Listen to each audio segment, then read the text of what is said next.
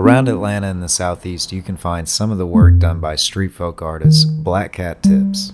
We got to print some shirts for his latest show, so I thought it'd be a good idea to catch up with him, ask him about his creative process, and maybe get a sneak peek into his studio. But who knows?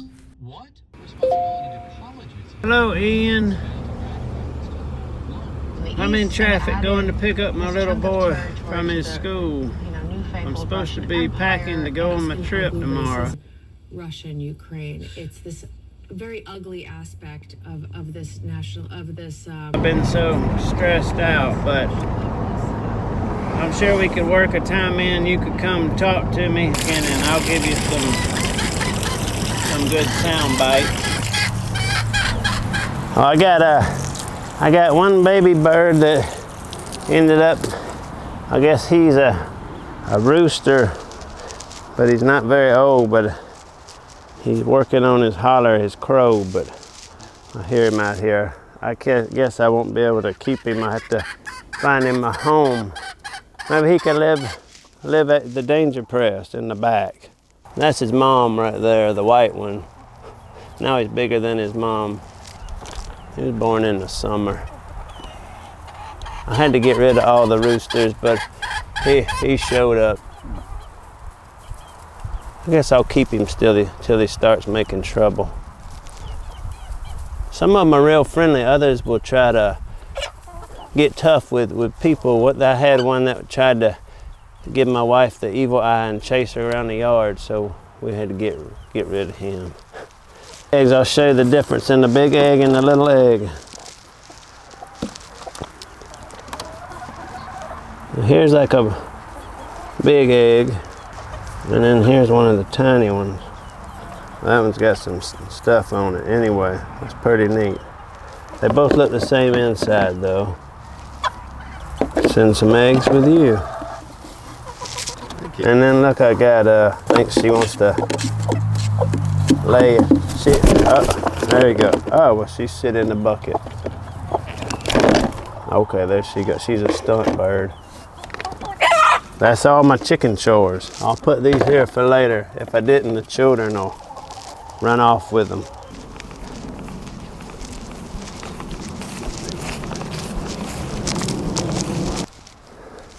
These were my loofahs, but it's almost fall time.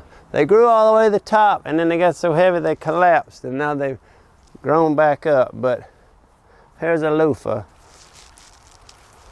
And if you dry it out and then peel it, and then you can use it for sponges inside. Or you could trick somebody and tell them it's a cucumber. My tin roof blew off in the windstorm the other day, so we got to fix that. Now here's a dried loofah.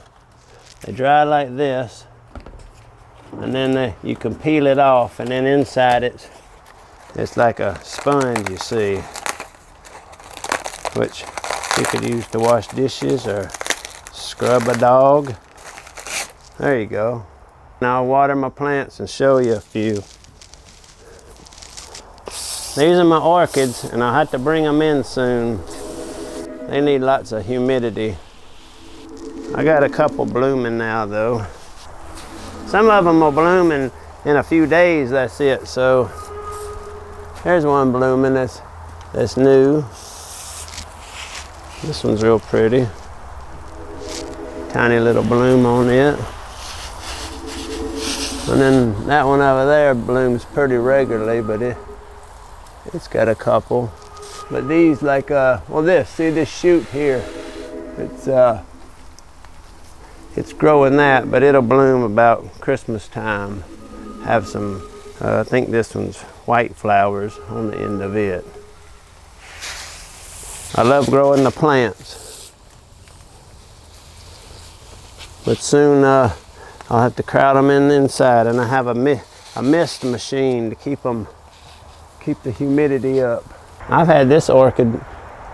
There's another seed pod or two. I've had this one of the first ones I got. Somebody at Orchid Club just gave me a little bit of one, and it's been in this pot.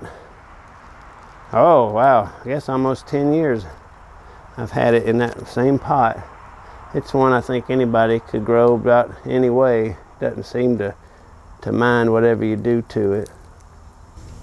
One other thing that's neat about it is they all grow like what's called a inflorescence. That's just the long stem where the flowers are. And this one doesn't seem to have one, but then look, see how the light shines through there? And you can see it in there. Mm-hmm. It's almost like it protects it in a sleeve. See, like right there, look how, so it has the leaves, and then this one is just a wide ribbon that kind of covers the bloom spike. So anyway, I really like them. I just had to learn ones that like me, so I think that's the trick. Some of them don't like you, or the way you water them, or the way you like to do, so you just got to find the ones that are a good match, I think. Okay, well, I can show you the painting room now if you like. Although I could just come straight to the studio and try to work. I could do that, but yeah, I like to do my stuff, water my plants, talk to the animals. That helps me. Normally I just I piddle, as some people might say, but I got all these things to do. I guess it gets my energy flowing around. Different lights. I'm gonna pick all these up here in a minute. I got this light, and you can inquire. I've almost got it back to where I wanted it. I needed to clean my desk, but that didn't happen yet. Yeah, you can peruse and ask. All the walls were covered with all my art that I took to my show, and most of it's still there. I've got a few things here I didn't take. I started cutting out some Georgia shapes, so I started priming the back of those the other day. That's what this is. And I got my tires changed because one tire developed a big hole in the side of it. So I told him I wanted to keep them and paint them. I was going to paint this one for Mr. Ed, but I haven't got it complete yet. I had Ed another one, but I ended up redoing it and taking it to my show. And I think somebody bought it, which makes me laugh a lot for him. These are street poems waiting to happen.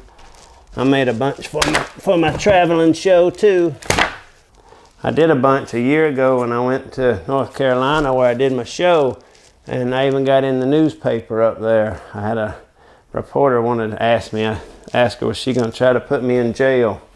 But they're all gone now, and you never know who took them or why. They wanted them on their house, or somebody ran into the pole. Or they take them? Yeah, they're gone. All of them are gone up there at different times.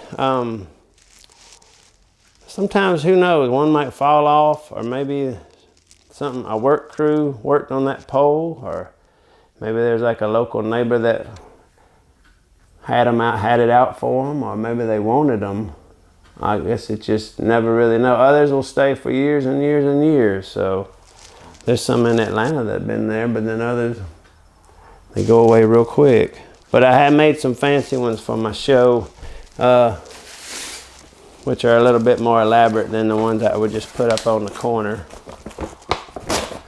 I always tell people I like it when the one word will fall off, because it creates a new saying all of a sudden that nobody planned.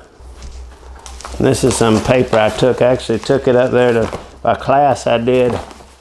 I thought we were going to make something out of it, but we didn't. So I'll have to make something now. I try not to keep too much stuff, but these are too good to pass up on. Thick too. They got little words in them, and like this one has that little man I saw down here, and notes, and I had made letters for a video I did, but I drew them on here and then took pictures of them, but that was just parts and pieces. It said clippers and shivers and fingernail tails.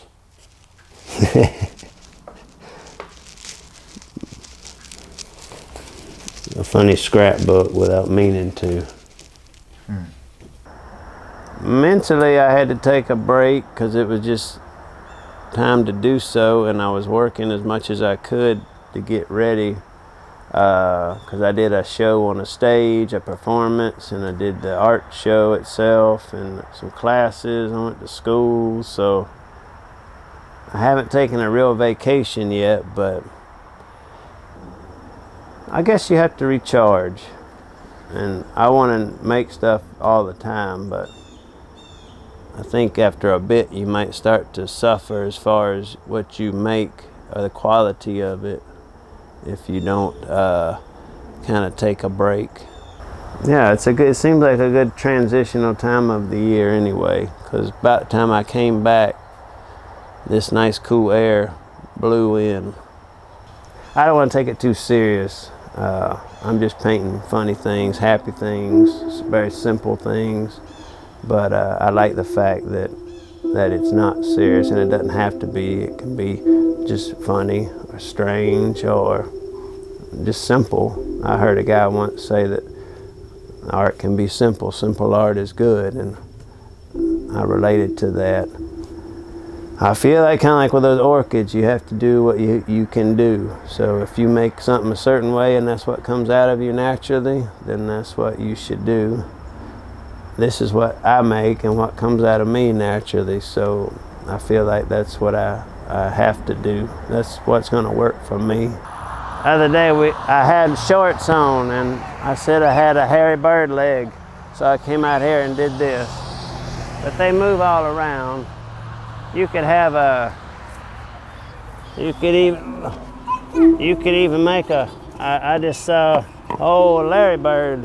Hey, Papa. Well, let's see, and the children move them around. Okay, you gonna do it? Put them, Zary bird. There we go. Children, help you. Oh. Huh? You gonna help? Why do you make it? Here, maybe that's what. Oh, Zary lard bag. There we go. There's my life. Zary blurred, see? Zary blurred. Maybe that's just it. Maybe I take the rest off and we'll just see. There's the accident. Zary blurred. Leave it up there like that, Teddy. We'll confuse some people riding down the road. I like Zary blurred. I think I'll write that down. Maybe we'll make a shirt out of that. Zary blurred shirt.